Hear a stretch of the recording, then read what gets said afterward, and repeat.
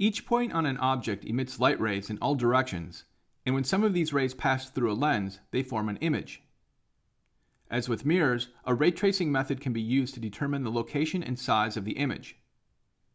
Lenses differ from mirrors, however, in that light can pass through a lens from the left to right or from right to left. Therefore, when constructing any diagrams, begin by locating the focal point f on each side of the lens. Each point lies on the principal axis at the same distance f from the lens. The lens is assumed to be thin in that its thickness is small compared with the focal length in the distances of the object and the image from the lens. For convenience, it is also assumed that the object is located to the left of the lens and is oriented perpendicular to the principal axis. There are 3 rays that leave a point on top of the object that are especially helpful in drawing ray diagrams. When tracing their paths, we use the following reasoning strategy. First, draw ray 1 from the top of the object parallel to the principal axis through the lens and through the focal point on the opposite side. Draw ray 2 from the top of the object through the focal point on the near side through the lens and then parallel to the axis on the other side.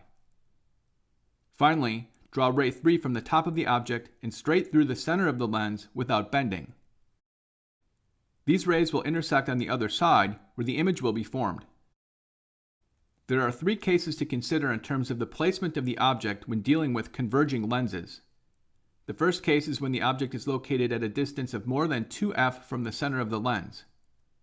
Case 2 is when the object is located between f and 2f, and case 3 is when the object is located between f and the lens. We start with case 1, where the object is located at a distance greater than 2f from the lens. We draw the first ray from the top of the object parallel to the axis through the lens and through the focal point on the right side. Ray 2 goes through f on the near side, passes through the lens, and then parallel to the principal axis on the other side. Finally, ray 3 passes from the top of the object and through the center of the lens without bending. All 3 rays intersect at the same point on the opposite side of the lens where the image is formed. Since the origin of the rays was the top of the object, we know the tip of the arrow on the image is below the principal axis, so that the image of the arrow points downward. We say the image is inverted with respect to the object, and in this case, the image is also smaller than the object. In this case, the image is also real, meaning that the light rays actually pass through the image. One possible application of this optical configuration is a camera, where the object is farther than 2f from the lens, and the smaller image is formed on film or a spatially sensitive detector, such as that employed in a digital camera. For case 2, where the object is located between f and 2f, we draw the same 3 rays as in case 1. In this case, the rays also intersect on the right side of the lens and form an image that is inverted, larger than the object. Recall that case 1 produced an image that was smaller than the object, and real. This optical system is used in a slide or film projector in which a small piece of film is the object and the enlarged image falls on the screen. However, to obtain an image that is right side up, the film must be placed in the projector upside down. Note that in the first 2 cases, we drew 3 rays that all intersected to form the image. We could have only drawn 2 of the rays to get the same information. In fact, in the next case, we can only draw 2 rays.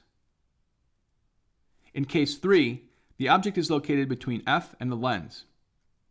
We draw the first ray from the top of the object parallel to the principal axis through the lens and through the focal point on the right side.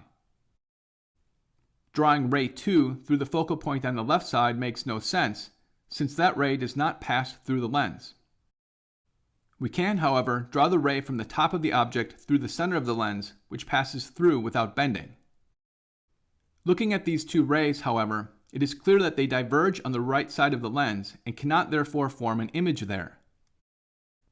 However, looking into these diverging rays from the right, it appears that they originate from some point on the left side of the lens, and we extend these rays to the left until they intersect.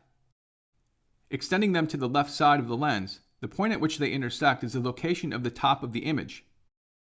We therefore find in this case that the image is upright, larger, and virtual, meaning that none of the light that gets to our eyes actually passes through the image. This phenomenon is demonstrated when using a magnifying glass to enlarge and read print. Here we show a diverging lens with the object located at a distance greater than the focal length. The first ray is drawn parallel to the axis from the tip of the object to the lens. At that point, it bends away from the principal axis in a direction, when extended backward, passes through the focal point on the left. The second ray is drawn from the tip of the object through the center of the lens without bending. The extended line from the first ray intersects the second one on the same side as the object where the image is formed. We see that the image is upright, smaller, and virtual. This is what print looks like when viewed through a diverging lens. We have seen that a converging lens can form a real image or a virtual image depending on where the object is located with respect to the lens.